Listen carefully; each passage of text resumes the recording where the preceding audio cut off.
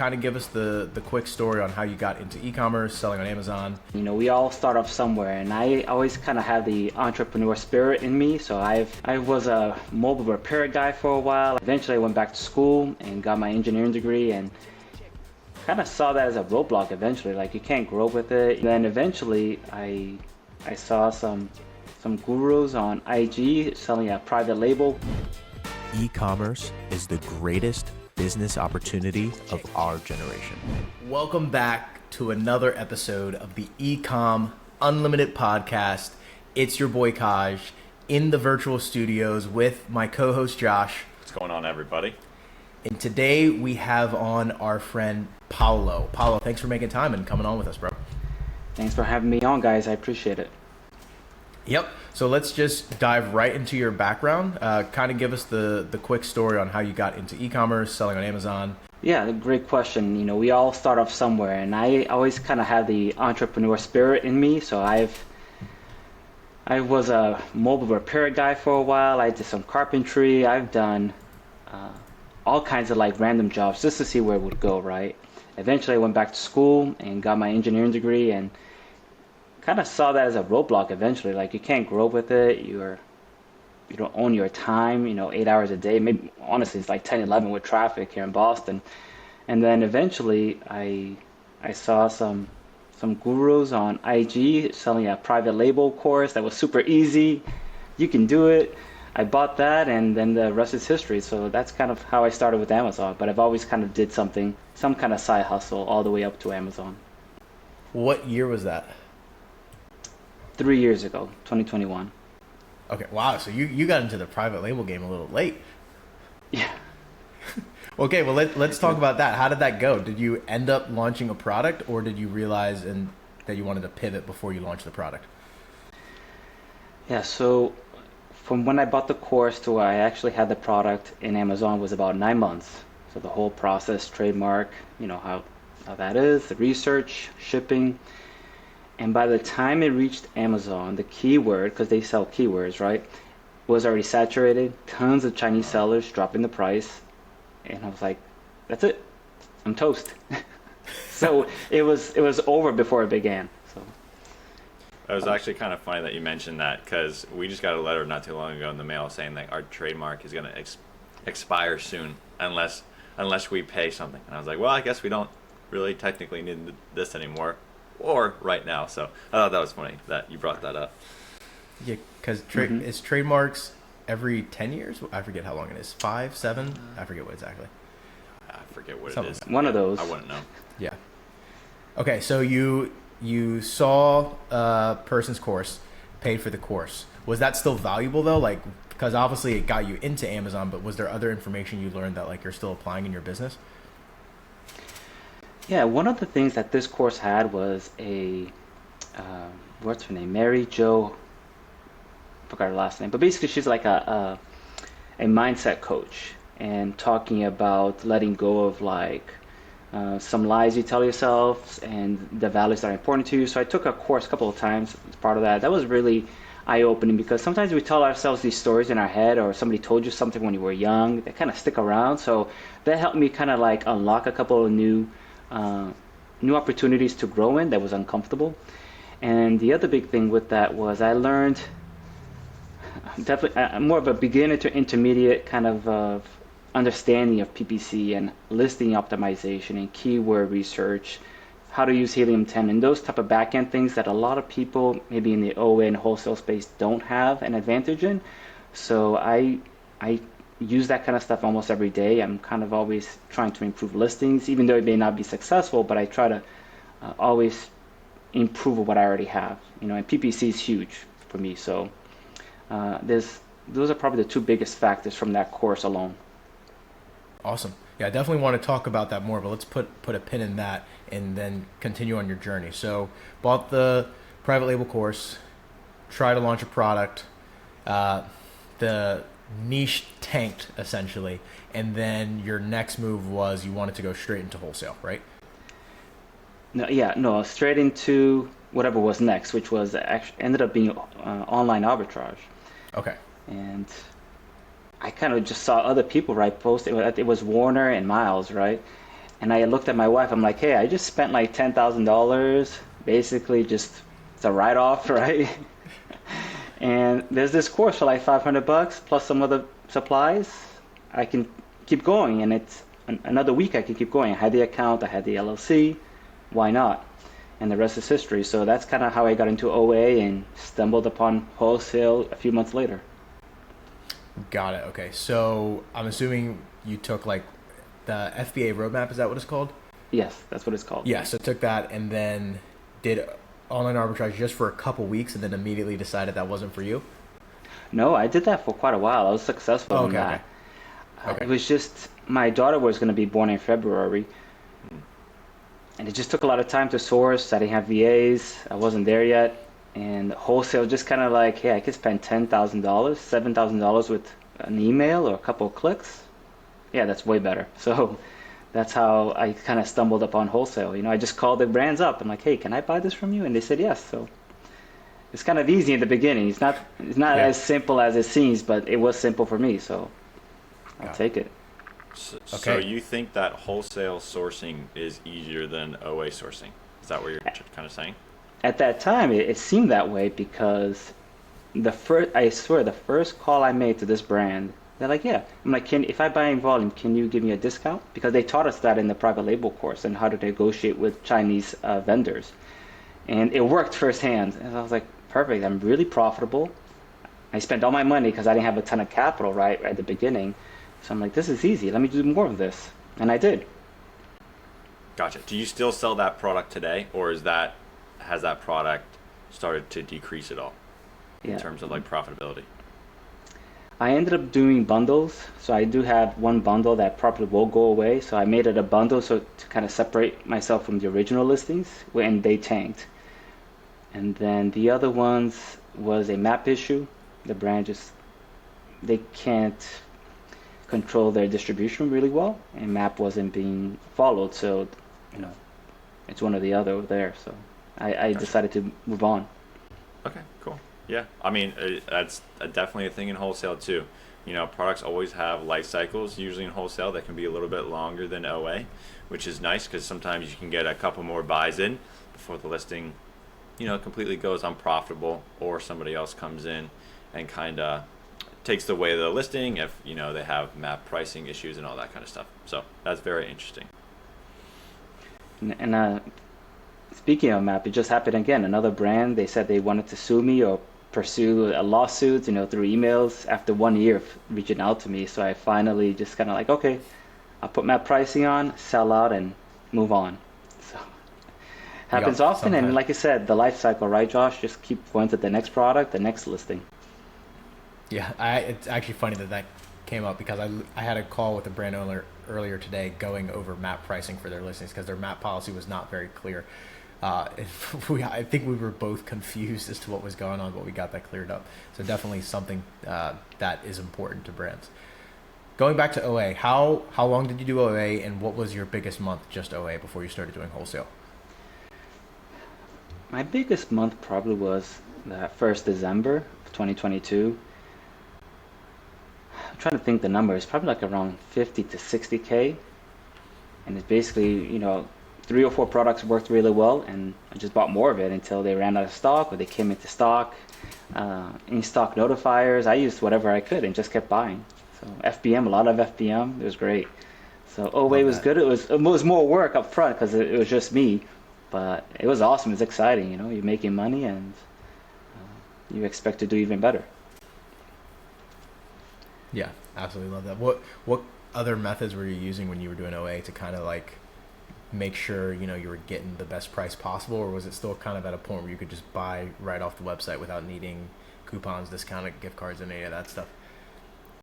It was that, and also the cashbacks, and they had like reward points, this website in particular. So the rewards were like 7% of whatever you were buying, so you could just loop it, right? And you could use it the next time. I don't think Kohl's Cash worked exactly like that. I never got into Kohl's, right? But this website, eventually they kicked me off it, right? So that's kind of like, they broke the loop. But yep. You didn't at that time, the price was really high and the demand was so high and the supply was low. So you were profitable no matter what. Got it. Now, do you dabble with any OA products that come around every once in a while, or are you completely out of the OA game right now? I was in the OA game until like this summer, and basically I had some replans for OA. There was a couple of loops in there that I could just keep buying over and over again, but eventually other people caught on, or Amazon came on the listing, right, for a few of them, and then I didn't have a lot of replans, so pretty much that's it for me. And then I did a little bit of back to school this year, and that kind of didn't go well for me, so that's it. Gotcha. No way right now. Yeah, that's like the same thing for us. Like we'll dabble a little bit with OA if we see like a replan that we used to sell come back on. But besides that, yeah, I mean we're pretty much almost out of the OA game. Though it entices us every once in a while with a product here or there when things when listings start to get a little bit. Let's just say the sellers really start to drop off. So very nice.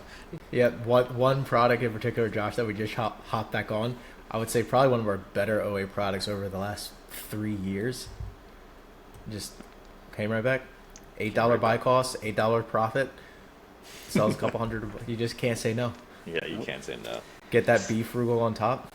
That's funny. Yeah. So what does your team actually look like right now? Do you have a team? Is it just you doing wholesale? What does your business structure look like? Yeah, so I read this book by Dan Martell. Don't know the name of it right now, but Buy Back Your Time. Is that what it's called? That's the one, yeah. Josh is cracking up because I always talk about this book. I think every episode it comes up at least once. That's so funny. But we need a paid so partnership. You don't know what you don't know, and like the successful people have a team. You don't get up there no matter what level by yourself. You just don't. So whether it's in-house or contractual, I decided to build a team. So I have one VA. We started with OA sourcing, and we've been together for about 13 months. And then over time, I just started to delegate more work for her, using other people's SOPs, building my own, Loom videos, whatever way that the kind of like the admin work, email work, returns, reconcile, anything that I can not really making money on, I'm pushing it to her or the next employee. So I can focus on sourcing, building your network, speaking with suppliers, going to meetings with them, going to trade shows, all the other high level stuff that's kind of hard to put an exact number on, but because you're doing it, because you're there, because you're consistent, the opportunity presents itself, and that's when you take action. So that's been my major focus now towards the Q3, Q4 of this year, and that's changed the game for me, really. So nice, very nice. So you only currently have one VA right now? Yes. Okay, one VA, and then do you also have a prep center that's helping you prep a lot of your wholesale units? Yeah, I have only officially one prep center, but okay. Depending on the situation, other people will help. And I used to have 3 prep centers depending on where you were buying things, but it just pricing only one of them with the high volume now, it just makes sense to stay with one. Yeah. Okay. Very, very nice. Do you plan to expand your to grab another VA? Is there a certain milestone or mark that you want to get to expand the team? What does that kind of look like? Do you have any plans to expand the team? I do. My vision with my employees is to delegate every small task so that they're responsible for it, they could take action, they're allowed to make mistakes. So the vision that I have right now is at least 2 VAs. One of them will be responsible really for the admin type of stuff, which my VA is kind of doing right now. And my VA wants to grow. I just gave her a 30% increase in her pay, so she loved that. And she's really good with Excel, KPI. She's built a replan system, so she's really smart in that side of things. So I'm teaching her how to basically reprice, how to pre-order items, how to email suppliers. So I'm trying to get her to replace me to that where I am right now, give or take. Probably like 70% of the things I do, I want her to do, and then what she's doing, another VA will do. And I think with 2, you could honestly be like with enough capital, 3 to 5 million with 2 VAs. It's pretty easy. I would say. Like once they're trained, you know what I mean? It's very doable, and I see people do it.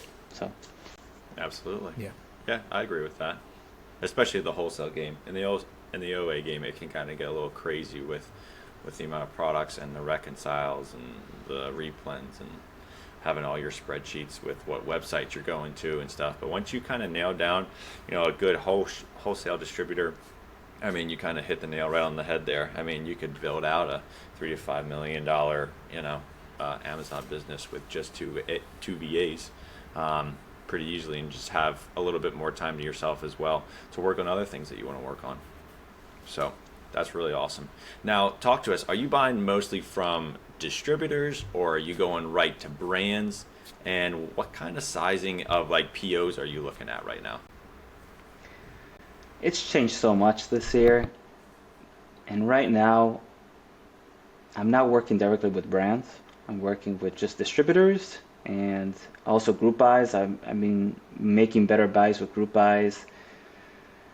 And the POs range greatly. I would say my own distribution network, my POs, they're usually not less than 10,000. 7 to 10,000, because that's where we kind of negotiate pricing and volume and discounts and above. And it probably goes up to like 20, 25,000 with my distributors. And the group buys can get kind of crazy. Though some people spend over 6 figures, I hedge my risk a little differently than some people. So I rather 50K is kind of like, I wouldn't say the limit, but that's kind of like what you want to think about. Like, how would this impact my business if I lose this brand, or all kinds of issues, right, with Amazon and Section 3. So I kind of hedge my risk and make a decision. But 50K is a good size number, and above that's kind of more risky, in my opinion. Yeah, absolutely. It's so funny that you kind of threw out that 50K number, because last year around this Christmas time, we made a PO that was maybe just a little bit too big for our company to handle if it went bad, and let's just say it didn't go great. I wouldn't say it went worse terrible. than bad. It went terrible. It went terrible. But again, if you guys don't know the story, listen to last week's episode, because you'll find it there. But yeah, I mean, it can really impact the business, and it really created a hole this year for us, and it really affected our ability to grow this year. So I again, making those correct decisions, especially not massive mistakes. If you can stay away from the massive mistakes, you can really see yourself kind of grow this business over time, and it's really kind of fun to see the growth over time too, because looking back just a couple years ago, I know me and Kaj would be like, what, we're doing 60K months? This is awesome. Like, this is the best thing since sliced bread. And now 60K month is like, all right, we did 60K month, sweet. Like, we should be in the 80, 90K range. Like, that's kind of what we're looking at right now. So yeah, I love the kind of your risk tolerance. I think it's very appropriate, and I think it allows you to sleep a little bit better at night too, knowing that you didn't make this massive buying decision, and hopefully, crossing your fingers, the buy box doesn't tank, or Amazon doesn't come on the listing, or something like that. So I'm impressed by your risk tolerance. We'll just say that, because I know there's a lot of people that would stray to the more risky decisions in their business, for sure. Yeah, thanks for sharing that, Josh. You guys, a lot of people don't hear about like the difficult times.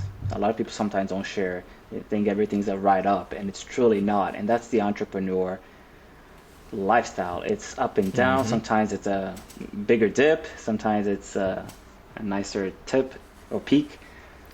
Enjoy every moment, and just do the best you can every time and improve. Right? That's all you can do.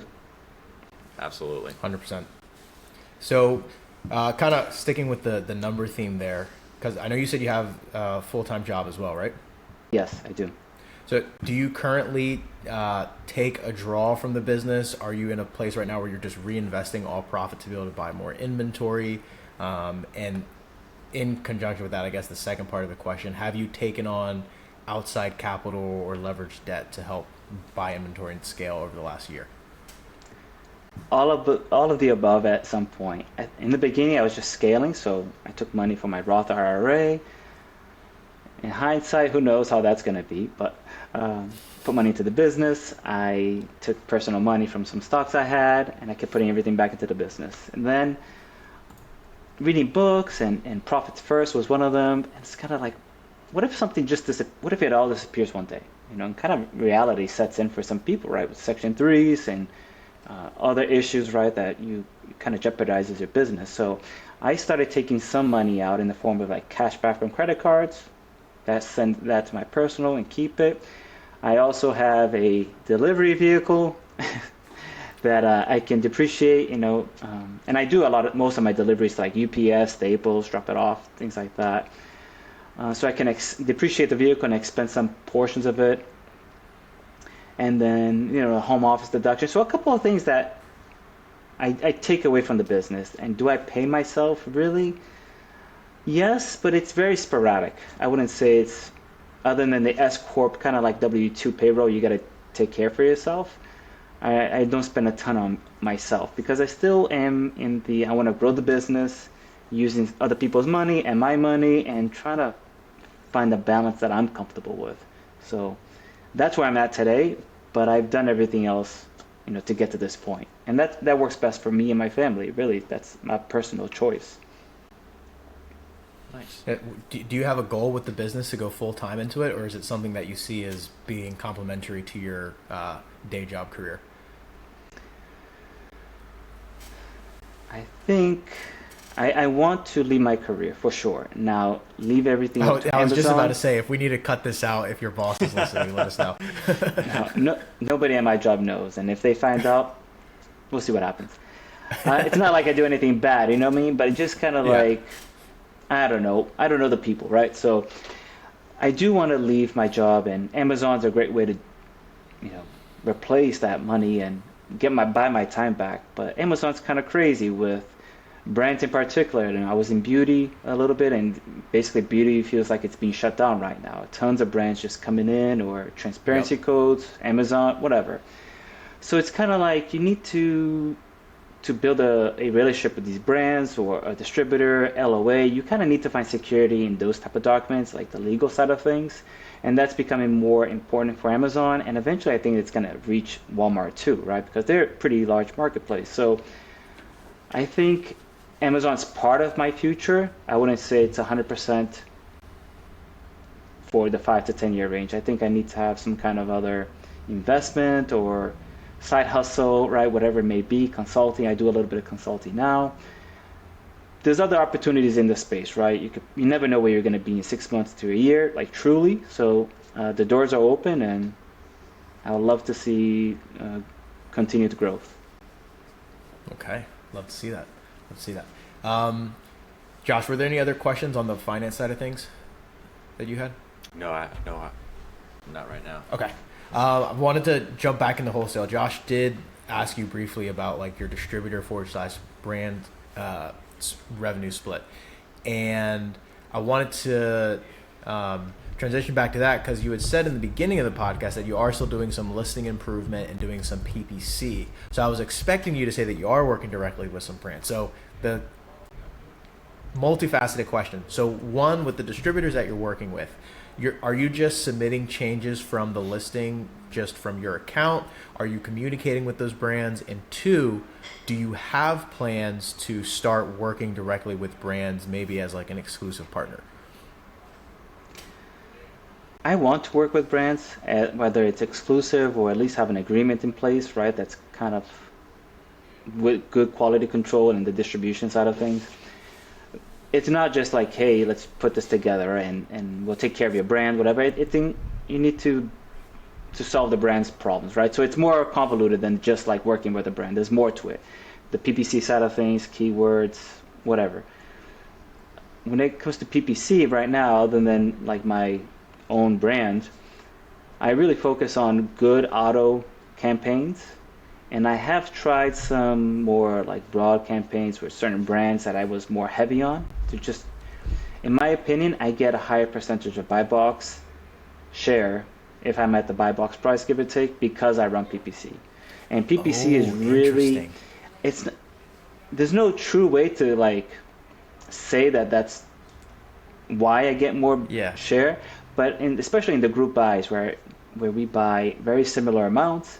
I'm running PPC. I'm paying more for PPC. I'm doing the negative keywords, negative ASINs. I'm really kind of like honing that for each product that I have. I have like 80 campaigns. Wow. And I basically go through that on a weekly basis. I increase my bids over time because they tend to be better matches. And I get higher buy box share for the same price, same products from other sellers. So that's the only thing I think I'm doing different. So Okay. I love this. Is why one of the reasons I love doing the podcast. I always learn something new. I've never heard that perspective before. So just to recap for the listener. So you're saying and this is case study, not super, in-depth data all across Amazon, but you're saying you feel like you're getting higher buy box share because you're running PPC. So the theory is that because Amazon can see that you have PPC turned on, they're giving you more buy box because they also want your ad dollars. absolutely. And is that just for auto campaigns, or those are manually targeted campaigns as well that you're running for these group buy where you're running PPC? For the group buys, I haven't done the broader exact campaigns. Okay. Just other brands that I personally bought for myself that I was heavy on. But it's usually just more expensive auto PPC, above 10 cents per click, Okay. which is kind of expensive, for auto PPC. But it ranges, if it's a very high volume listing, be careful because you could spend a Right. lot. You can spend a lot very quick. Yeah, and if it's a lower volume product, you won't spend as much, Right. I probably spend between $10 to $30 a day max. 10 for everything. Yep. And it's probably between 10 to 15% of my sales, PPC alone. So it's well worth it, Yeah, for sure. Did you ever were like, oh, I kind of forgot to put PPC on this specific product, turn it on, and then all of a sudden you started getting sales? How did you figure out that, or not how did you figure out, but what were some things that you saw that brought you to think that running PPC would really help kind of win that buy box? I don't remember the first time it clicked, but I do remember testing it out by the group buys. That's kind of the only way to kind of gauge, because we were kind of equal, right? Equal ratings, equal time on the listing, similar stock levels, and Okay. we're sharing our sales per day, and we're all matching buy box. We're all using repricers, and I'm selling sometimes 2-3x what they're selling in a day on average. I'm not doing anything special, and it's through the whole supply until I basically run out. And some people still have supply now for certain products, and I've been long gone. So you get your money back faster, right? At the same pretty much margin, maybe a point below, maybe 2 at most, and you can put that money to work again. So the cash cycle is very important. Okay. See, I love this nugget. So you said about $10 to $30 a day max, which is nothing crazy, and you're seeing that correlates to about a 10 to 15% increase with your catalog. Obviously, that's not it's not a guarantee. It just depends on the kind of products. But these are all products where you're sharing buy box on. None of these are where you're the exclusive seller and you just have the buy box 100% of the time. Yeah, out of all the products I have, there's only 2 products that are just me selling on the listing, and they're the most expensive of the PPC because they are broad. sure. Exact campaigns are expensive, so yeah, it's well worth it. That I love that. Very That is nice. so awesome. And for listeners, if I don't know if you've been listening to us since the beginning or you just started listening, maybe this is your first episode. If you are interested in a PPC breakdown, I do remember that when we had Trevin Peterson on, I forget which episode that was, I think somewhere in the 20s, we talked a lot more about PPC, and I could keep talking about it now, but I don't want to take up all the airspace talking about PPC. Okay, so transitioning from that, another question. We've mentioned group buys a lot. You're part of the Wholesale Network Mastermind. How much money have you spent on the group buys through the Mastermind? Because I see that you're pretty active on a lot of the different ones that pop up. I would say over 200,000 at this point. I was gonna say it's got to be pushing multiple 6 figures. Yeah. And Yeah, that's what it cost me to be in the program is well worth it to be a part of these group buys. And there's other opportunities beyond the group buys too. You just partner with other people, right? For whatever reason, but it's well worth it, you know. Yeah, I love that. And how did you find out about the network? Did Corey reach out to you? Were you already following Corey, or was it Jonah? I don't think it was me, because you've been in there for a while. Yeah, I was one of I was there in the beginning. Corey reached out to me. Yeah. Yeah. I took his challenge the first time he did it, and I loved it. Okay. Like, I'm like, this is exactly what I needed to like really push deeper into wholesale. And then he reached out one time, and I was like, yeah, you know what? Why not? See where this goes. I'm still there, so it's worth it. Yeah, we just crossed the 1 year mark too. We launched in October of 2023, so just crossed the 1 year mark. And we're just getting started, man. It's super sick. Talk to me in general just about the value of networking in your business, within the wholesale network, going to conferences, going to trade shows, meeting other sellers. Like, how has that grown your business overall? There's a couple of things. One, the people that are really, in no particular order, that one is more important than the other, but I think the people that are doing really well in this space, let's say $5 million sellers, $10 million sellers, whatever, they're no different than you and I. They just kind of like put in the work.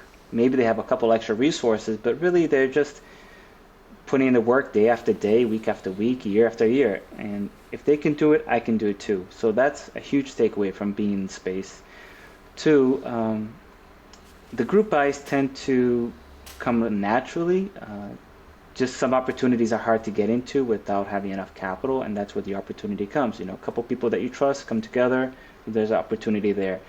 Another one would be you avoid making some big mistakes. You know, you ask questions for, if you were to put the knowledge of everybody in the wholesale community together, of how many years of Amazon experience we have, it's over 100 years of experience. I was about to say it's got to be at least 100 years. So they've been through things that I've never gone through. I've been through probably some things that some other people haven't. So if somebody asks a question, you can rely on these people, and they go into detail. They know the specifics of it, and they can basically tell you why this is a good idea, why this is a horrible idea, or things to consider, risks, etc. So those are three things that come to mind right away. And just you meet really cool people. Like, you know, we're all in this space. We're all kind of doing something similar in some way. Yep. We're all fighting every day. We're trying personal growth, business growth, health, like all kinds of things. You never know who you're going to meet. And I love it. I love the people, and I enjoy the journey every day. So that's my takeaway on networking. Yeah, well said. I remember one time I asked a question, and this is a quick nugget for the listeners too. When I was just getting onto Walmart, and I was asking about fulfilling Walmart inventory versus using Amazon multi-channel fulfillment, and I got absolutely yelled at by Tracy because she was like, do not do that. And she wrote out this like really, really long thread just about all the reasons why you don't do that. And I'm like, I'm so glad I'm in here and I asked that question, because I would have got my Walmart account taken down and I would have had no idea. You know, so just the little things like that, sometimes it like you said, it just saves you from some really, really drastic mistakes, just having a wealth of knowledge that you can easily access. Absolutely. And probably the last bit too is that I think this one's up there. It's like top three. Is it accelerates your growth, your networking. You, like I said, just the learning and seeing what people have done, whether it's finances, whatever. You just kind of like shortcut your way to success. That's a huge takeaway. That wasn't really obvious in the beginning, right? When I was buying courses or paying for information, but that's really what you're doing. It's a shortcut. I think Howard Mosey is the guy that says this the most often. Just pay for courses and you're going to get there faster. So it makes total sense. Most definitely. And I mean, we talk about this too, but Josh, our experience is the same, right? Like at the beginning, it was just me and Josh, you know, trying to figure it out. And yeah, we made some growth, but definitely kind of hit our ceiling in regards to what our knowledge was, and digging through the archives of YouTube to try and find answers to specific questions that no one had made videos on. Yes. And then once we started getting active on social media, took a mentorship program, it was just like, it just super accelerated the growth, just unlocking just that bit of knowledge is just so key. Absolutely. That's the mindset side of things, right? Yep. You don't know what you don't know, and you kind of have to try it out to figure it out, you know? That's Exactly. life. Yep. Absolutely. Well, Paulo, where can people go find you on the internet if they have any questions about how you do stuff and what you sell and all that good stuff? Yeah, you can find me at paulo.sales on Instagram. I'm 99% active there. I am on Twitter as well at paulo_sales. I talk about everything Amazon, probably more intermediate type of stuff, not super beginner friendly, but if you just listen to the content, I guarantee you're going to be making more money. So I love it. I love it. Well, guys, if you got value from this episode, give it a like, and subscribe to Ecom Unlimited so you can stay updated on all of our new content, and we will see you on the next one. Peace. Peace.